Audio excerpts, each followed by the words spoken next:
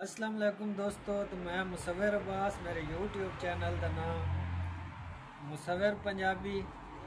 आज का व्लॉग है साडा भाईजान। आज तो एक सोहना जिहा ते मिठा जिहा शायर सुनावना ते वो भाईजान ने इंशाल्लाह लुत्फ लाना तो मज़ा आसी ते उस बाद इंशाल्लाह नेक्स्ट वीडियो मिलते हैं कि तेरे राह ते आन खलोना रख के सहजिया मान खलोना।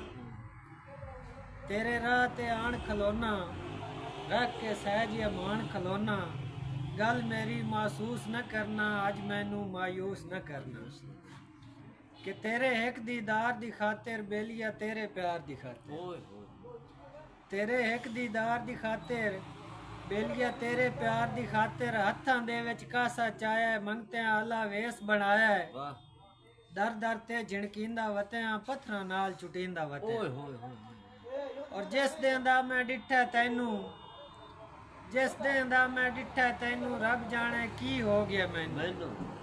मैनू मैनू जिस दिन दा मैं डिठा तैनू, रब जाने की हो गया मैनू। तेरिया नीलियां नीलियां अखा मैं तू ढेर नशीलियां अखा। मेरा अमन ते चैन वंजाया मैथू मेरा जंग छुड़वाया। मेरा अमन ते चैन वंजाया है मैथू मेरा जंग छुड़वाया। जहर गमांदा हंस के पीता, तेरी खातिर के नहीं कीता। तेरी खातिर के नहीं कीता। जग दिया बदियां सिर ते चाइयां, नींदरा तेरे कान वंजाइयां। आके बाजवी बैठा राह ते, कर एहसास खुदा दे नां ते। सिख दी तार हवेली बन जा, बड़ा होण ता मेरा बेली बन जा। बड़ा होण ता मेरा बेली बन जा। कि तेरी नां नू हां च बदलन दा हर मुमकिन त्राण मरे सा।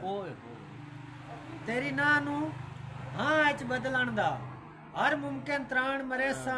तेरे बूहे ते मुल्क भी लाया सा ते नाले आप भी मिन्नत करे सा। ते फुल्ला वांग जनाब नू हसदे रख सा, भावें आप चपारा रोसा। रिया वादा आके मरदे ताई तेरे मोढ़े नाल खलोसा। भाईजान लाइक करना है, सब्सक्राइब करना है और सपोर्ट करनी है। शुक्रिया का मौका देना भाईजान, बहुत शुक्रिया। अल्लाह हाफिज़।